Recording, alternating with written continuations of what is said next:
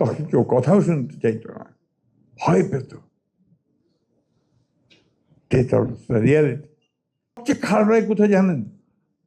যে আজকে সেই ফ্যাসিস্ট মহিলা বিদেশে বসে এতটুকু অনুশোচনা নেই, এই সমানে বাংলাদেশকে আরো অস্থিতিশীল করার চেষ্টা করছেন, যেটাকে আমি মনে করি যে একটা ক্রিমিনাল অফেন্স, যেটা মানবতার বিরুদ্ধে একটা অফেন্স।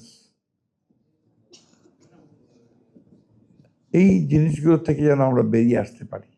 ওই সময়টা আমি জানি এককভাবে কিভাবে লড়াইটা লড়েছে, কিভাবে এককভাবে জেনেভা চলে গেছে, হিউম্যান রাইটস কমিশনে কথা বলেছে এই মেয়েটা। যাই হোক, আমি ভারাক্রান্ত করতে চাই না। একটা ছবি নির্মাণ করার উদ্যোগ নেওয়া হয়েছে, অত্যন্ত আনন্দের কথা, ভালো কথা। যেটা চাইবো যেন সঠিক জিনিসটা আসে, যেটা চাইবো যেন সত্যিকার অর্থে এটা আমাদের সমগ্র জাতিকে, আমাদের সেই ইতিহাসটা যেটার জন্য আজকে আমরা মুক্ত হয়েছি, কথা বলতে পারছি, গণতান্ত্রিক একটা পরিস্থিতি পেয়েছি, সেটা যেন সেখানে প্রতিফলিত হয়। আমাদের দুর্ভাগ্য যে আমাদের অনেকগুলো জাতীয় সংগ্রাম হয়েছে, লড়াই হয়েছে, যুদ্ধ হয়েছে। তা আমার কাছে মনে হয়েছে যে 52 ভাষা আন্দোলন ছাড়া আর কখনো খুব বেশি উচ্চমানের সাহিত্য বা কবিতা খুব একটা আসেনি আমার কাছে মনে হয়েছে।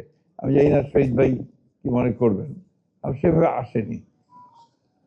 আমি আশা করব যে এবারকার যে লড়াইটা, যে সংগ্রামটা, যে আত্মত্যাগ, এই ব্যাপারে আমরা যে উদ্যোগগুলো নিচ্ছি সেই উদ্যোগ সেই মানের যায়, সেই মানের হয়, যাতে করে আমরা গোটা পৃথিবীতে রিপ্রেজেন্টেড হতে পারি।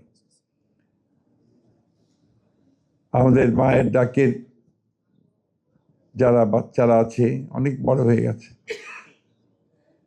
আমি ছোট্ট ছোট্ট দেখেছি।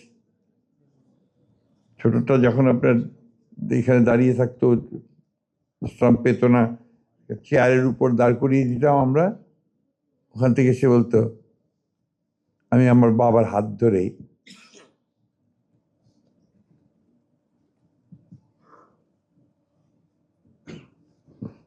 স্কুলে যেতে চাই।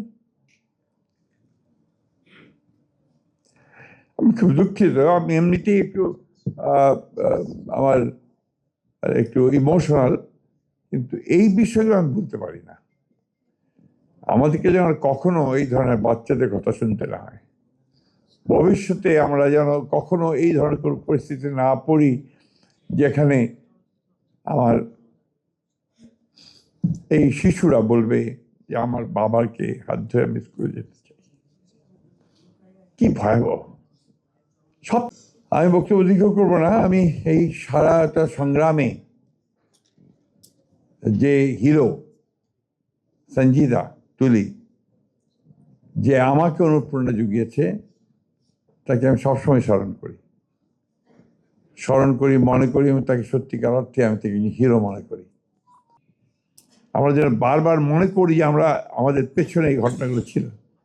ওখানে বসে আছেন আমার বোন, আমার তুলির মা, ইমনের মা, সুমনের মা, অসংখ্য যে সব বসে আছে এখানে। বংশালের একটা ফ্যামিলি ছিল, আমার নামটা ভুলে গেছি আমি, বংশালে আমি গিয়েছিলাম, বাবা মারা গেছে তখন অলরেডি, ছোট্ট বাচ্চা। এই পরিবারগুলো কিন্তু অত্যন্ত কষ্ট করেছে, কষ্ট করছে এখনো। তাই আমার মনে হয় যে আমাদের ফোকাসটা এখন হওয়া উচিত, আগে পরিবারগুলোকে বাঁচাতে হবে, তাদের সন্তানদেরকে শিক্ষিত করতে হবে, তাদেরকে উপযোগী করে তুলতে হবে। এই বিষয়টাও যেন আমরা সবাই খেয়াল রাখি। আমি অনুরোধ করব যে তুলি বিষয়টা নিয়েও কথা বলবে, আমরা বলছি, আমি বললাম যে আমি আজকে গিয়েই চিঠি লিখব, এবং আশা করি আমাদের মাননীয় প্রধানমন্ত্রী, যিনি আমাদের এই আন্দোলন সংগ্রামের আরেকজন প্রতীক, তিনি এই বিষয়টাকে দ্রুত গুরুত্ব সহকারে দেখবেন। আপনাদের সকলকে ধন্যবাদ, যারা এই ছবিটা নির্মাণ করার উদ্যোগ নিয়েছেন তাদেরকে ধন্যবাদ, আর তুলিকে ধন্যবাদ, যে তুলি সমস্ত সত্য কিছু চ্যালেঞ্জ মোকাবেলা করে।